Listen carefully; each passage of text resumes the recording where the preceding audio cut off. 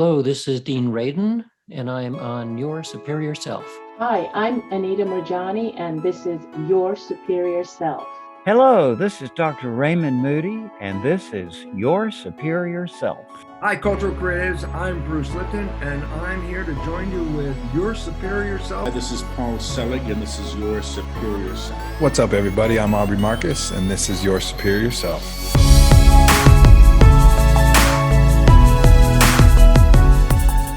I'd like to welcome your listening audience to My Superior Self. My name's Claude AnShin Thomas, and I'm really glad to be here with Trey.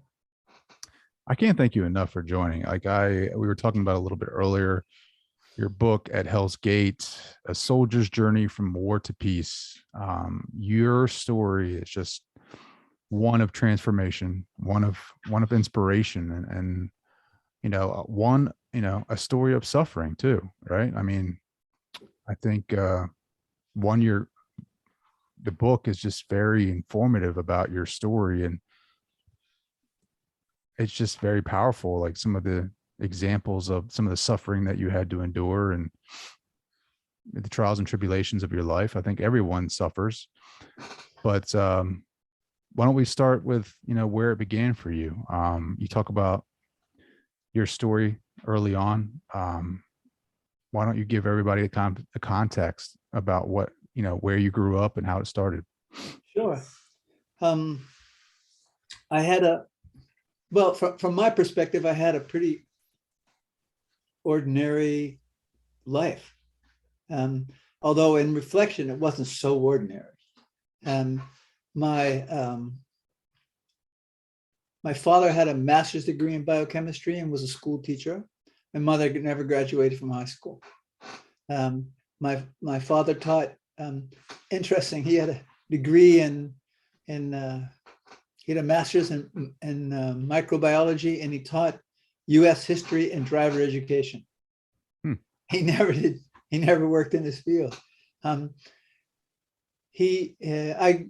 was born in Meadville, Pennsylvania. It's sort of center west Pennsylvania. And I grew up for the majority of my life, at 5 to 17, I lived in a place called Waterford, Pennsylvania. Waterford's just south of Erie, about 25, 28 miles. When I lived in Waterford, it was really a very small farming community, like 900 people in town. There was one traffic light, and the two roads in the center of town, one went around the ballpark, and the other two went around just a regular park with a gazebo in it. And then they went out of town. As they went out of town, they went about a mile out of town, then they turned to dirt. The majority of roads in the area where I grew up were dirt. My father had been a soldier in the Second War, and I would probably say 60 to 80%, maybe more, of the men in of my father's generation in Waterford had served in the Second War. Those men were my role models. Those men gave me infused me with the information that provided my view on the world. They never told the truth about their experiences, never. I was an athlete in high school and very successful. I played 3 sports: football, wrestling, and baseball. And my football coach, the head coach, and the line coach were both combat veterans, one from the Second War and one from the Korean War. And my line coach had been wounded. He had an arm that he couldn't straighten out. I understand today, having myself been a combat soldier and wounded, the impacts that has on one's life and how that then shapes a particular worldview. Like my father, most of the men that I encountered of my father's generation in town, those who served and didn't talk about their experiences, they would hang out in one veterans fraternal organization or another. Some of them would, not all. And they would tell these grand kind of war stories, these heroic, fun things, and get drunk. That's just what they did. That's what my dad did. My dad died at the age of 53.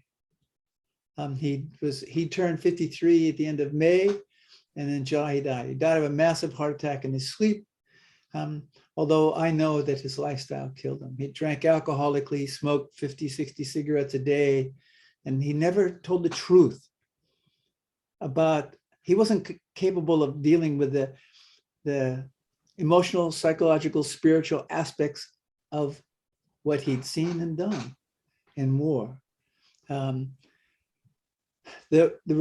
family I grew up in was quite violent, and my mother was the main perpetrator of that violence. So I learned at a really young age that if my mother went off on me and started to punch or hit me or slap me around, if I didn't react, if I didn't cry, if I didn't yell, if I didn't scream, and she stopped.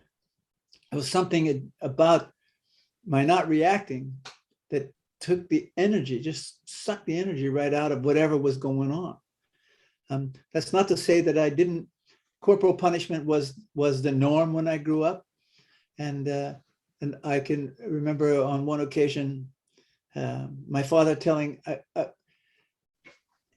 in Waterford, Pennsylvania, in the summertime, as a young boy, let's say from 8 on, I wake up in the morning, have breakfast, and I take off. No parents, no supervision, just the kids hanging out. We go down to, there was a lake there, we go down to the lake, hang out, we play kickball, swim. And, we were told to come home, and we came home. It was just wide open. Now, in the springtime, as the snow was melting and the rains were coming and the temperatures warmed up, because Waterford is located in that snow belt off the Great Lakes, so we get plenty of snow. The lake would flood and the streams feeding it would flood. And my father served on the rescue squad. He was like a current day EMT. And every year people would drown. They would drown in the rivers around French Creek, Allegheny River, LaBeouf Creek, they would drown. They get caught up, they'd be out there with their canoes or so, and they get caught up. I remember going out to play, and my father told me, don't go down to the lake. I don't know if I went down there or not, but he told me to be home at 4:30. I didn't come home. I don't know what I was doing. I don't remember that. He went out looking for me, and no one had seen me around. Everybody knew everybody in Waterford, so no one had seen me around, or so the story goes. He went down to the lake. Now I had a brand new pair of sneakers, a brand new pair of Keds. If you know what Keds are, they were like happening. So brand new pair of Keds. And my father saw footprints that he thought were mine going into the water, but not coming out. When he got home, I was already home. My father, not having the capacity to recognize his fear, his insecurities, his powerlessness, the only thing he had access to in that moment was rage. And he grabbed me, dragged me into the bathroom, took off his belt, and started to whip me with his belt because I hadn't been home at 4:30. At a certain point, he was in a, how is it? There's a book, Achilles in Vietnam, Combat Trauma and the Undoing of Character, written by Dr. William Shea. It's an incredibly insightful book regarding post-traumatic stress. And he talks about the berserk stage. So in this moment, my father he must have entered into this berserk stage, because at a certain point, he stopped. He sort of realized what was going on, and he stopped. And then he started to dress my wounds. They had put mercurochrome on them or methylate, something, because I was black and blue and bleeding from the middle of my neck to my ankles. Hmm. It was as if he had tied me up to a post and whipped me. I mean, essentially, that's what he did. Sure. Now, my father's not a good or bad person because of that. I mean, he was responsible for that, but he's not good or bad. I understand his reactions based on the unaddressed realities that he was living with, and what he was doing to keep those unaddressed realities under wraps.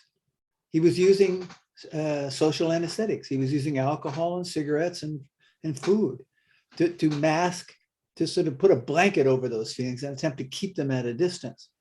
But they don't work. I can also testify that they don't work. Because that was modeled for me, that's the path that I followed regarding my own military service. Yeah, because you volunteered to go over and be in Vietnam, right? Like, I mean, you signed up and became a man of service and for the country, and you were a witness to everything that war has to offer a man, right? Like, I mean, a young man to that effect. I mean, I read your book, so I know some of the story, but I mean, now you're a wandering monk, right? Like, is that what the term is? A wandering monk? Yeah, the correct term is I'm a fully ordained Zen Buddhist monk. I'm a mendicant monk, Okay. which means that I'm not permitted to live in a usual way. I'm not permitted to have a job or retirement or healthcare, insurance, that sort of stuff. By vow, I'm not permitted. I live off of the donations, or I live off the gifts from the community that supports me. COVID's been tough for us. Sure. If I'm offered a place to stay, I have a place to stay. If I'm offered food to eat, I have food to eat. If that's not offered, I sleep outside and I don't eat. You know, and I've committed myself to that. But back to an earlier point, everything about my upbringing was conditioning me towards military service. The athletics I participated in, the coaches, the men in my community. And so, and also my parents divorced at a young age, and I was left with my dad. My dad was gone a lot. So I was on my own, making up my own rules. My father suggested that I go into the military. It would help make a man out of me, teach me some discipline, because he understood that if I went off to college, based on who I was at the time, I probably wouldn't have made it. About that, he was correct. I joined the military on the delayed enlistment program. I joined while I was still in high school. I was 17. My dad signed a contract. I wasn't old enough. And I left for the military about a month after I graduated from high school. I went through basic training at Fort Dix, advanced training at Fort Jackson, was sent to Europe for some specialized infantry training, and got into a lot of trouble with alcohol. And one way to fix that was I volunteered to go to Vietnam. So I was 18. I was 18 when I went. Wow, and you were, I don't know what the correct name is for it, but you flew in the helicopters, right? And, yeah, I was a helicopter crew chief. And what that meant is that I was a crew chief for UH-1D and UH-1B helicopters. The UH-1Ds carried troop supplies, did medical evacuations, those sort of things. The UH-1Bs, at the time that I was in Vietnam and the unit I was with, they were our gunships.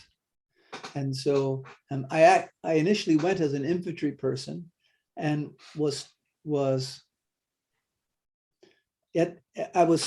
my initial 10 days in Vietnam were with the 90th Replacement Battalion in Long Binh. And we would stand formation every day and count off. And every day they would take a certain group of people and they would just get randomly assigned to units that needed people. Mm-hmm. And one day I just get randomly assigned to an assault helicopter company as a door gunner, a machine gunner. I I'd never laid eyes on a helicopter. I didn't know anything about them. But I was in the unit maybe 2 months, 3 months, and it was a real need for crew chiefs. And so I was invited to change my job title from infantry to aviation. And I did that on the job. So my job in the air was the same. I was a machine gunner, but I was also responsible for the maintenance of the helicopter. Sure. And you flew a lot of missions, which in turn had a lot of casualties associated with those. And then you talk about something that was very interesting that I thought, I didn't even think about this. Like when you were returning home back to the States after your tours of duty in Vietnam, like you weren't welcomed, right? Like, I mean, you had a different welcoming than most past war heroes. Can you talk about that? Well, it's quite, because back then it was like, it's true. There were, I got out of the military hospital in 1968. I came back to Waterford, Pennsylvania, and I would say, I don't know when, because I was in the military, I don't know when the anti-war movement began to really gain steam. But in 1968, the anti-war movement was pretty well on its way to being something, to being a real force to be reckoned with. But a lot of members of the anti-war movement saw the soldiers who served in Vietnam as the enemy. So my take on that has always been that they saw themselves as advocates of peace. But the moment you see us as the enemy, then this is no longer the process of peace. This is just another war movement. You wanted to bring things, they wanted to see things come to a conclusion in Vietnam. They wanted to see the killing of Vietnamese and the death of US soldiers and the other countries who also fought in Vietnam. They wanted to see that come to an end. So there were a large number of vocal people who were not welcoming. They were hostile, critical, and blaming. There were a fair number of people who they didn't know how to welcome us back. Based on everything that was going on politically and socially, they didn't know how to welcome us back. And then there are a lot of people who just didn't really care. Yeah. I can remember going into one of these. I got out of the military. I grew my hair pretty long, and I can remember I went into one of these veterans fraternal places in Mercer, Pennsylvania, and I was playing pool and I remember some guy walking up to me and said, "Hey, we only allow veterans in here." And I said, "Yeah, I'm a combat veteran from Vietnam." He said, "Yeah, we also don't let losers in here." oh, And this was one of his peers, yeah. And my reaction, I wasn't so sophisticated. I was just reactionary. I was conditioned to see things like that as a threat, the enemy, and the way to deal with conflict was violence, and that was the way to resolve things. And so I hurt him pretty bad with a pool cue. Then I ended up being arrested and in jail, and that set off a whole chain of events that continued for quite some time. sure. So from that point, you were suffering quite a bit, I would think, right? And mentally, I don't even know, did you even have like a spiritual like connection, or like, I guess like at that point, you're just kind to like, I don't know, did you fall back into alcohol or drugs or anything like that when you came back from Vietnam? It's not that I fell back into it. It's like I gave it up. Sure. And so I mean, alcohol was a go-to for me from a very young age.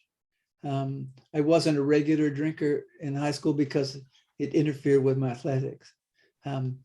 But I got into trouble with alcohol in the military.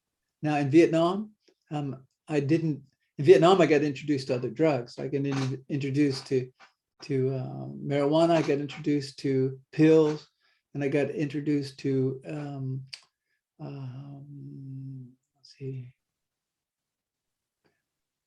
yes, pills and marijuana.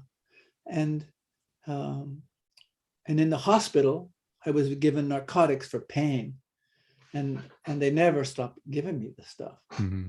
So when I got out of the military, of course, I followed the path that was modeled for me with my father and the men in my community, and also I had a dependence on alcohol and other drugs. Sure. I also had a dependence on violence, and so my life was just the way it was. I didn't feel out of control. I remember I came out of war. I mean, war is like the penultimate psychotic experience, combat. And I came out of war. So what I was experiencing was just a continuation of that. I was recreating that in a way because I didn't know, regular life didn't make any sense to me. Mm-hmm. Yeah. I mean, how would it? Like you get influenced by this propaganda that we're shown, right, of the enemy, of Vietnamese people. You go and you fight them and you take lives and you come back and you're faced with the anti-war movements where you think you're coming back to your home country where you'll be supported. And you talk about a lady, I think it was a train station or something, that came up to you and spat in your face. Airport. And that's the welcoming you have. And now you're kind of lost because nobody's talking about this. There's no, I don't think there were any type of facilities or any type of modalities set in place for post-traumatic stress. There wasn't, people weren't talking about their feelings. They were heavily medicated with alcohol, drugs, marijuana, pills. How in the world did you find meditation, mindfulness, the moment? How did you find that for yourself? Well, I can tell you how, I can describe how it took place, but I don't really know how I found it. It's not like I was necessarily not consciously looking for it. It's the same with, I wasn't consciously looking for it. But the way my life unfolded, it unfolded where, so I left the country I graduated from college. I did manage to do that. In 1974, I left the country. I spent from 74 to 78, I spent out of the country. Most of that I spent in Iran. I came back to the US into 78. I didn't know what else to do. So I found out I had some more GI Bill. So I went back to college. I went back to the town where I went to college, Slippery Rock, Pennsylvania. I went back to school there. I met a woman there, and I wanted to go to New York. I wanted to, like, I had visions of going to New York and being a rock star. And she don't want to hear it. She had family up in New England, up in Maine, and so we ended up coming. I ended up going to up into Massachusetts with her, and I ended up staying in Massachusetts from I moved up in Massachusetts in like 1980. Yeah, 1980, and I stayed there from 1980 until I moved down here. Mm-hmm. But in this relationship, I remember one day it's like I have to keep reminding myself, I'm not a good or a bad person because of what I've done, but I am responsible. And the way I deal with that responsibility is by not doing the things that my conditioning, my reactionary self wants to do. So I can remember her telling me that I had to do something about my anger or I was going to leave. And this was in the time of, still in the time of well, they were the shape of a dial telephone, but they were the next model up. They had push buttons. So I can remember picking up the receiver from the phone and sort of screaming at the top of my lungs that I wasn't angry, and I broke that receiver in my hands. Can you imagine? I didn't think I was angry. I thought I was perfectly entitled to feel like I feel and act like I act. I was very detached from the truth of what was happening. It was just a continuation of the chaos that I was accustomed to. That was life. I did though. I wanted to save that relationship. It didn't work. But what it did do is I got into therapy with a psychiatrist, and this guy helped me to save my life, because the overdoses were coming closer and closer together, and life just didn't make a lot of sense. Life didn't make any sense to me, and I was growing tired of all the chaos, and I was growing tired of just the way I felt. I was just growing tired of it, and in that therapeutic process, I ended up going into an alcohol and drug treatment center, not because I wanted to, but it was I saw it as a way to sort of get away, to get a break, because I didn't think I had a problem with alcohol and drugs.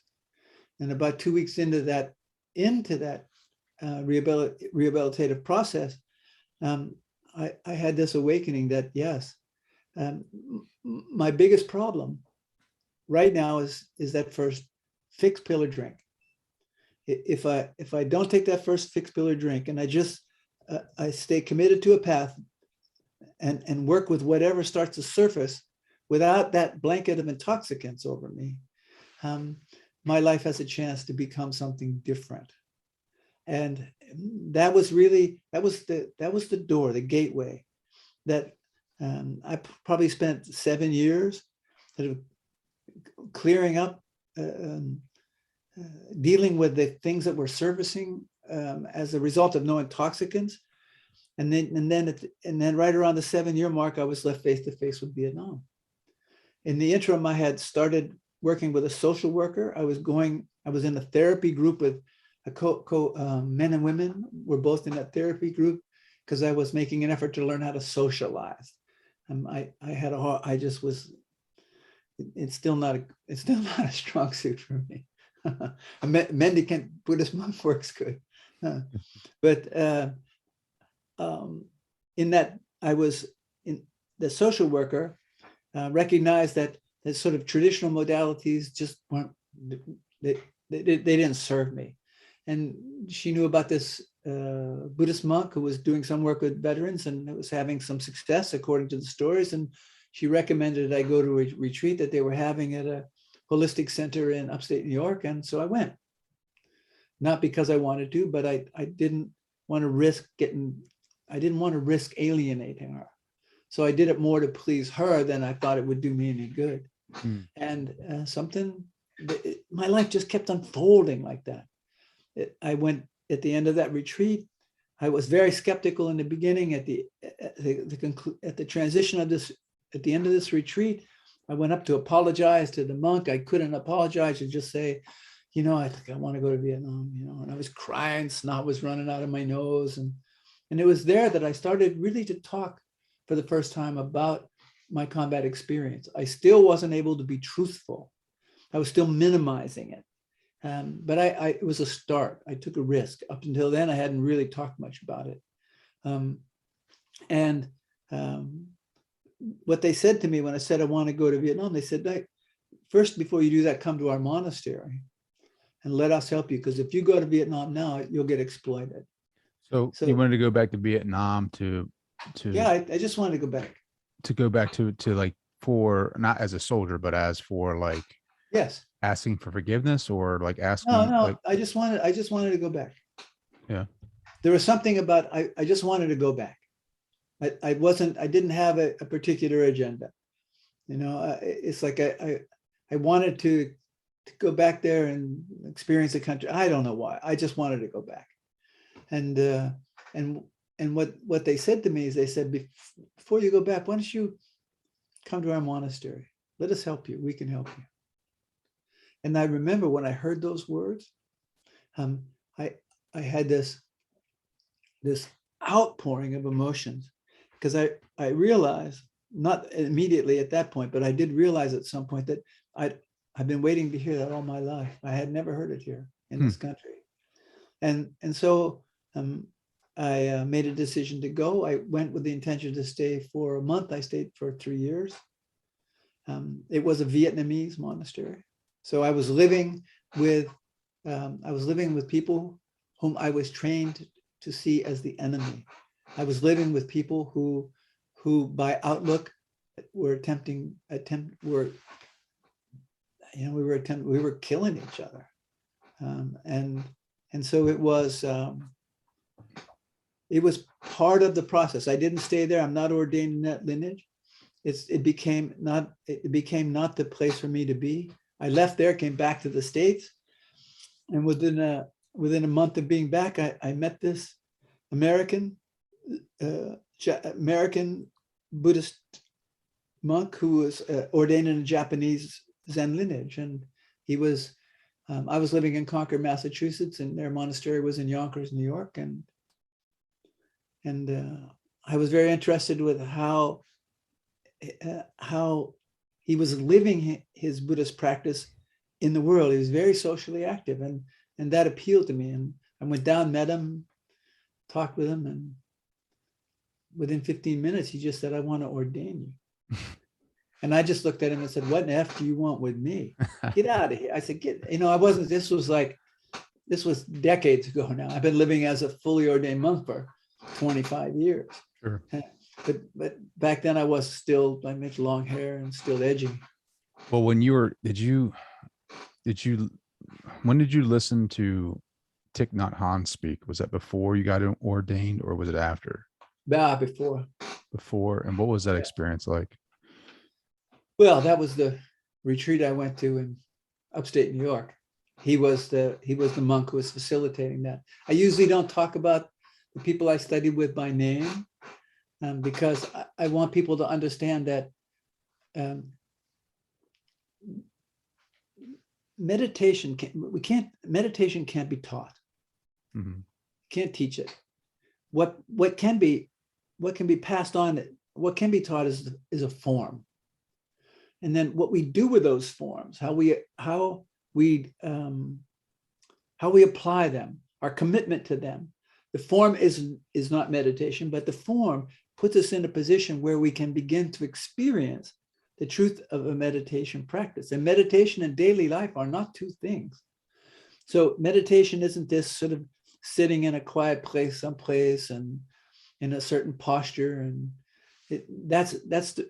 I would say that's the root form of an active meditation practice. But daily life, brushing teeth, working,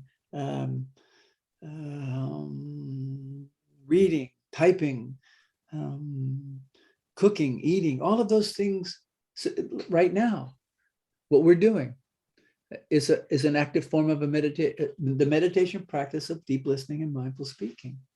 To be conscious that the words that I use carry weight that I'm not even conscious of, and they're being transported out into who knows where, who's listening. And so in order to be really present and aware of this interconnected reality that I'm a part of, I had to be willing to go through that suffering. Not only my suffering, but the suffering of my father and my mother and my grandparents and my great-grandparents, and all that suffering from that family lineage is passed on to me. And I needed to be willing to wake up to that. The way I wake up to that is to see how my life was manifesting itself. I had to stop carrying guns, and I needed to stop getting high. I needed to be doing things different. I needed to stop screaming at people and give them the finger if they didn't do something in traffic I like, and I had to stop following them home, and I had to stop wanting to run people off the road. And I had to wake up to how I was conditioned to respond to the world, to realize that my problems are not external, nor are the solutions. That if I want my life to be different, I had to do things differently. And they told me in alcohol and drug treatment, they said, you can't think yourself into a new way of living. You got to live yourself into a new way of thinking. Don't get high. And no matter what, don't get high, and then see how it unfolds. And in that process, so I needed help and support, and I followed instructions. Followed instructions, That's meditation. right. What did you experience in meditation? Say it again now. What do you experience when you were meditating? When you first started meditating? Oh, man. Oh, I tell you, when I first started to practice meditation as I was being introduced to it in the monastery, boy, I tell you, my mind was explosive. And so the instructions that I received was to just follow the breath. They gave me instructions on how to sit, posture, and all of that, and that just concentrate on the breath. To breathe in, knowing that I'm breathing in, breathe out, knowing that I'm breathing out, and to be conscious of my breath constantly. You know, I would breathe in, knowing that I would breathe in, and in my mind would just go, "Pow!" It was just going 15,000 miles an hour, and it was almost impossible for me to sit still. But I just stayed with it. And what's happened over time is that my relationship, my mind is still active, but my relationship to those thoughts has changed. They don't grab me like they used to. So what's happened is that I've been able to experience a level of peace with my unpeacefulness. That's some powerful stuff. I mean, meditation for me has been a game changer. Just experiencing how active the mind is, like what you're talking about, just seeing it for myself. And then my reaction to things, like you were talking about, like I'm more so able to see my body react to a certain situation and see it inside from my being, if that makes sense. Like I could see if I'm in a stressful situation or a situation that triggers me, like I can see the body react before I actually say something.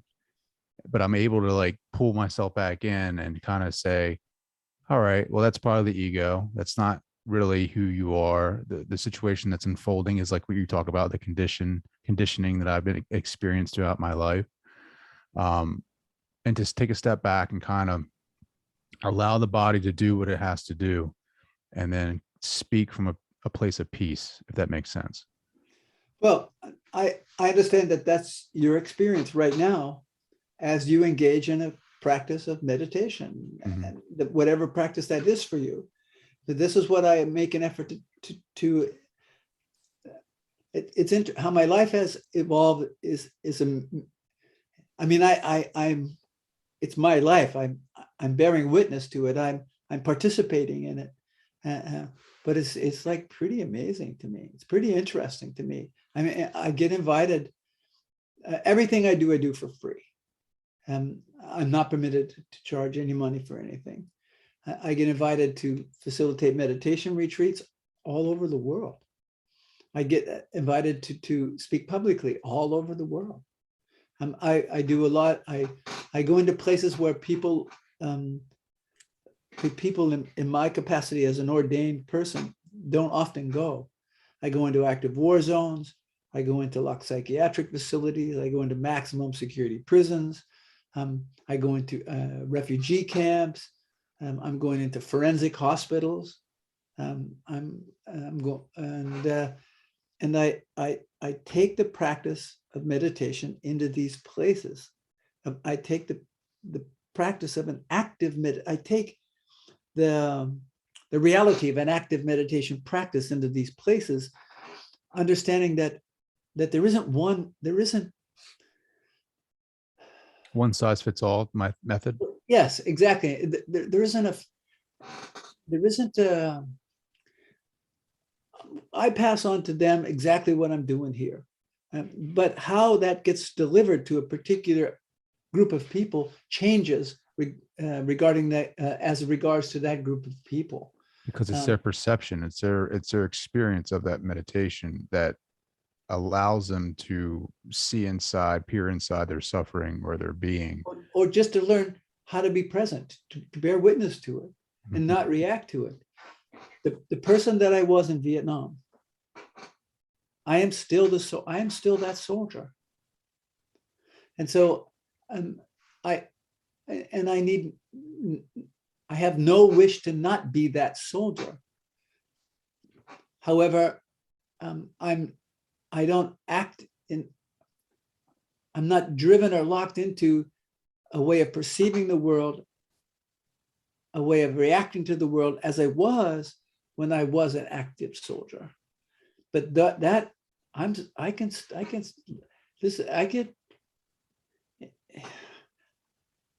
you can come up behind me in traffic and blow your horn. And I tell you, my first response is I want to slam on my brakes, get out of the car and bust out all the windows in your car. That's what rides, that the emotions that rise up and how those emotions give rise to thoughts, and how when thoughts and feelings, when they merge, they form perceptions of how I am supposed to behave. So I can bear witness to that process and go, not today. I don't think that's just not a good idea today, Yeah, I think that's fascinating, but it's also fascinating how you, as this Buddhist monk who travels, who goes on these pilgrimages, across the country. I mean, you did one in Europe that was fascinating. Several. And you did one here in the United States. The one in Germany was just like, you talk about that, because you went to these places where, like Auschwitz and these places that are iconic in World War II and World War I. I mean, yes, what was that like? Well, I actually walked from Poland to Vietnam. And in that pilgrimage, I was visiting places of current fighting or past fighting. I guess between 93 and 2017, I've walked about 71 or 72,000 miles all over the world. Several different pilgrimages in Europe. I walked from Yonkers, New York to San Francisco, right through the middle of the United States. I walked the US-Mexican border. I walked from the site of the first battle of the American Revolution, the North Bridge in Concord, Massachusetts. I walked from there to Washington, D.C., to the Vietnam Veterans Memorial. I was in New York on September 13th. I was here in Florida on September 11th, on 9/11, and I left immediately and went to the city. And on the 13th, I evaded. This is the skills I have as a soldier. I evaded the security and things and got myself down to the side of the Trade Center, where they were just beginning the process of recognizing what had happened, coming to terms with that. And I sat there. And I sat there for hours, for about 3 or 4 days. Just sat there. It's just how my life has unfolded. It's what my meditation practice looks like. Someone else's will look different. Somehow my military service, my combat service, has uniquely prepared me to go into the kind of places that I get invited into, and to really, I'm there to bear witness, because in that place, as I'm unwaveringly committed to an active meditation practice, what that means is, in those experiences that I'm having, it's not what I give to them, but what rises in me as a result of my interaction in these spaces. So I get to know myself more intimately. And as a result of that, I'm able to be more present in these situations and not attempt to convince or convert but rather just to really learn. Waking up is about learning what life is giving to me all the time. Learning about what life is giving you all the time.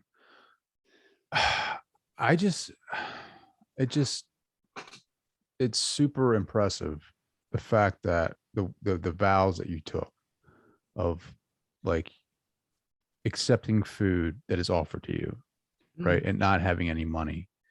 Like, how do you survive walking from New York or wherever to San Francisco? Like, how do you make that trip if you're not bringing money or anything with you?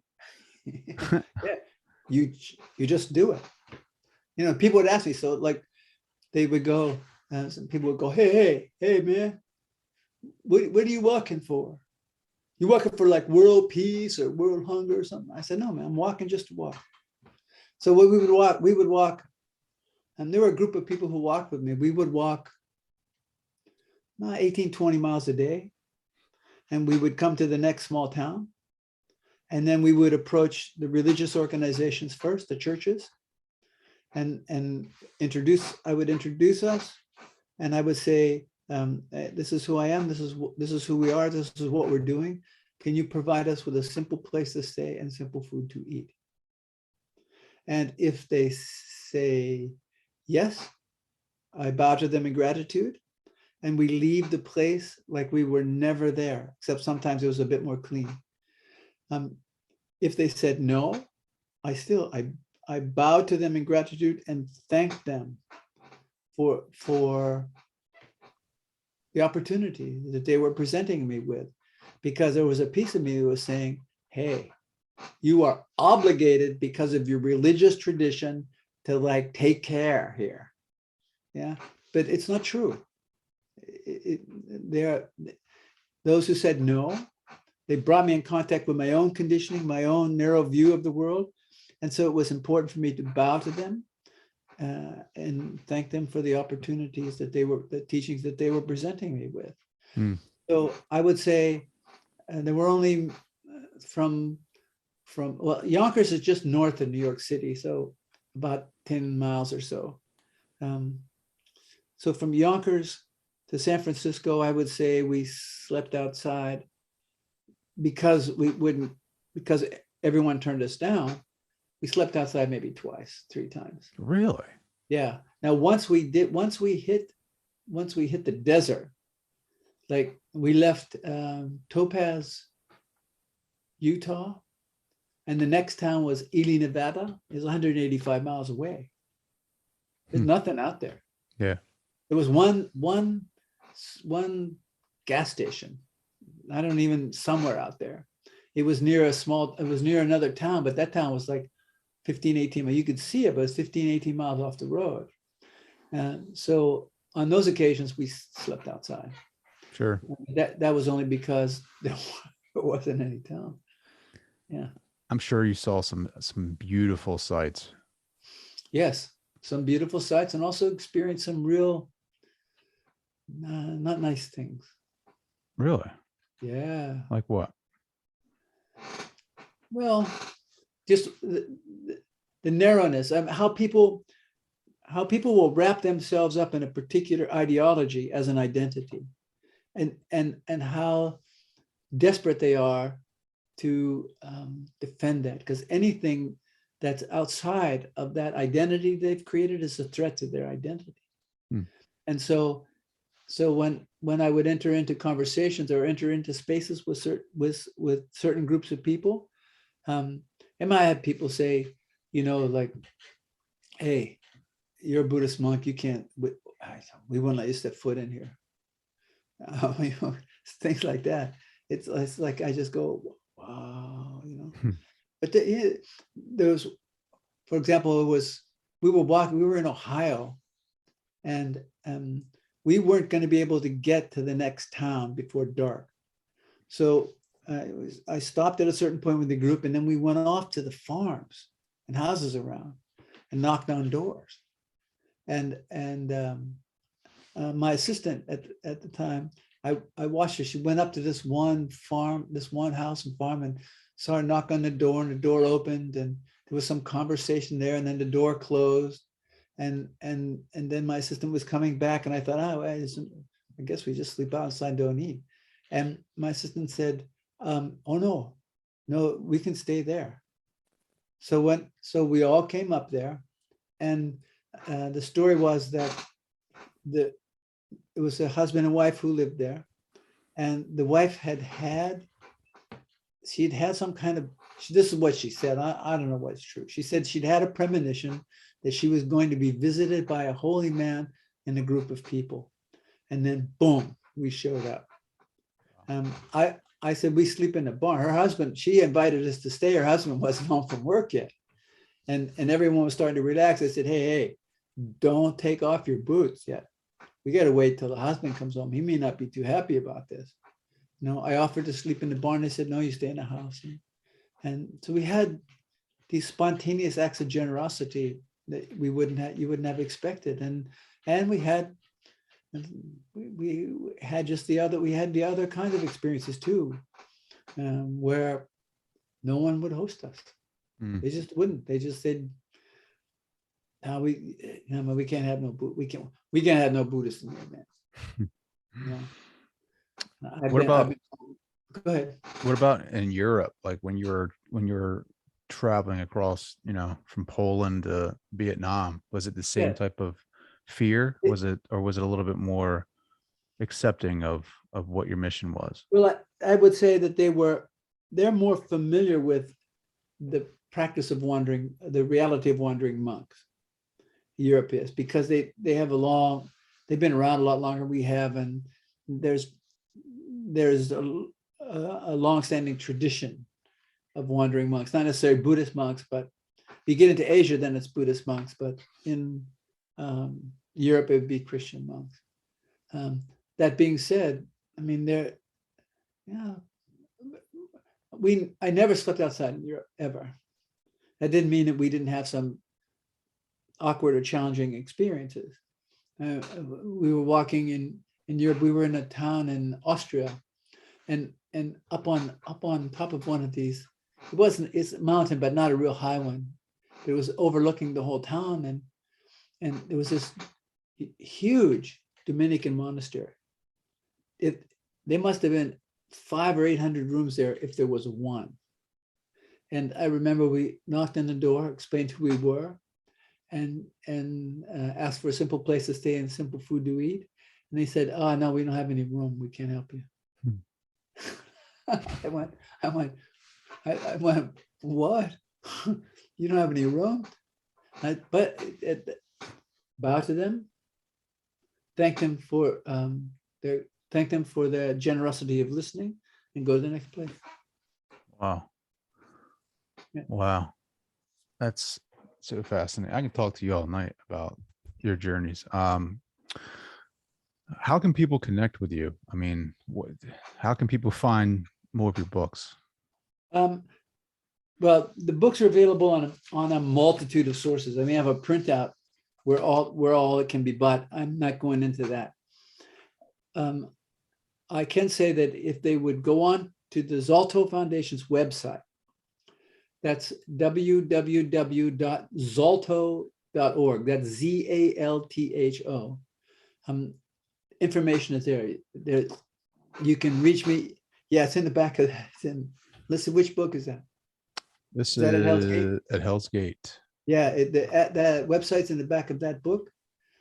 Also, my email address is in the back of that book.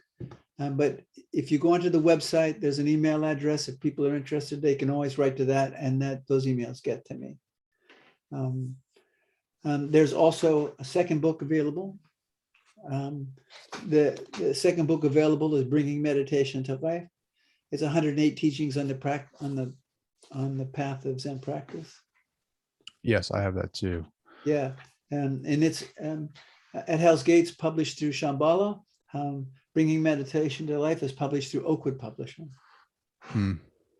Have you ever gone like extremely deep in your meditations? Like, I mean, to the point where you're getting information that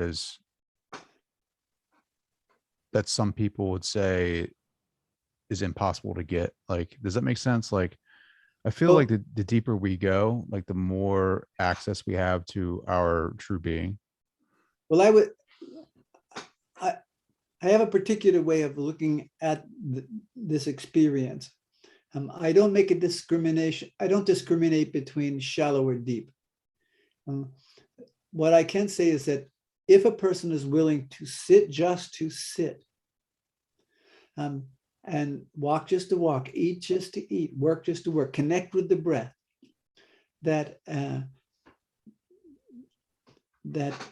they, what begins to happen, I don't know what will happen for them. I can only say that what began to happen for me is, as I became more aware of the conditioning to behave in ways that weren't supportive to myself and to others, as I began to drop away those reactive tendencies, I began to experience I began to experience in a more palpable way the interconnected reality that is this existence. It's like we are swimming in air. We're swimming in it. You can feel it. It touches you. It sustains us. And as a species, we're bent on extinction. And so my commitment is to bring an end to all war in my lifetime, and it is attainable.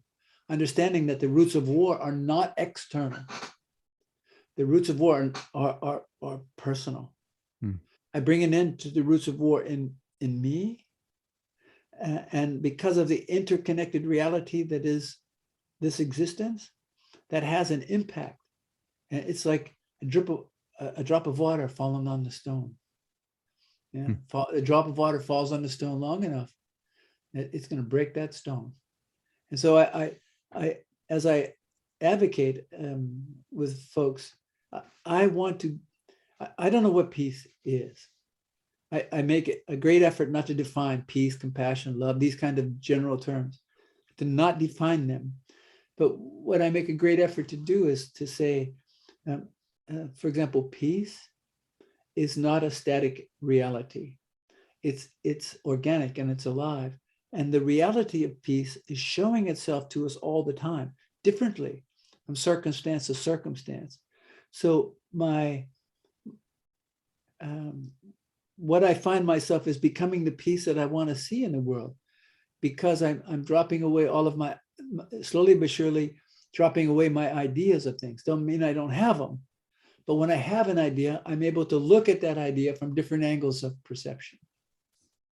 But foundational to that, there are no shortcuts. It is about a disciplined spiritual practice. People are looking for shortcuts, are looking for transcendent experiences, they're looking for something extraordinary human. And for me, the most incredible experience that I can have is just being present in this thing that we call life, knowing that my nose is on my face. Well, Claude, I can't thank you enough, sir, for joining the show, for coming on, for working your mission, for doing the things that you do, writing the books. You're very welcome, Trey.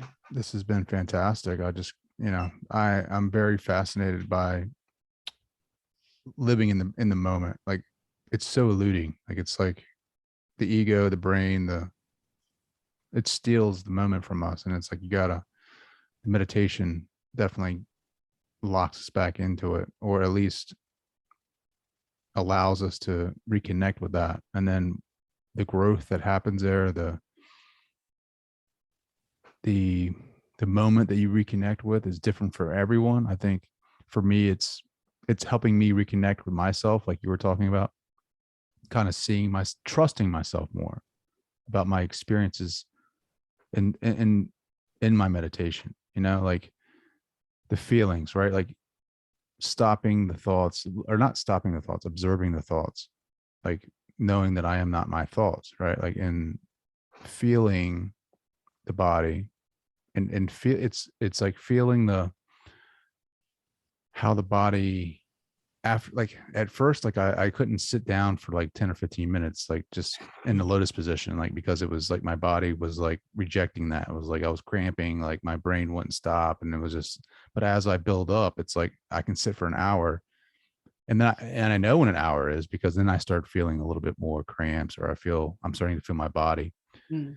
But for the most part, like I experience things, like I'm a big fan of Robert Monroe's meditations and what his story is. I'm a big fan of reconnecting with my higher self. I'm a big fan of understanding my consciousness and what that is, and my spirituality, and not trying to put a label on things. Like I understand my conditioning. I understand how I was brought up, and indoctrination and dogma. And I'm trying to observe myself as just this right now in this moment, not putting anything on it, but just right now, this state of local consciousness and what is happening right now in this vehicle that I'm, in. And, just experiencing that and having that experience, and then, not judging it. Right. Like, I think that's my method, but I like how it's simple. Like you're like, just follow the breath, watch it in and out. I'm conscious of my nose. I'm watching it, I'm sitting here and I'm just observing, and it's pretty powerful. Yeah, breathing in, knowing I'm breathing in, breathing out, knowing I'm breathing out. If that's the case, then I can't be any place else other than the present moment. Claude, I can't thank you enough, my friend. You're very welcome, Trey. I really appreciate that you have invited me on the show.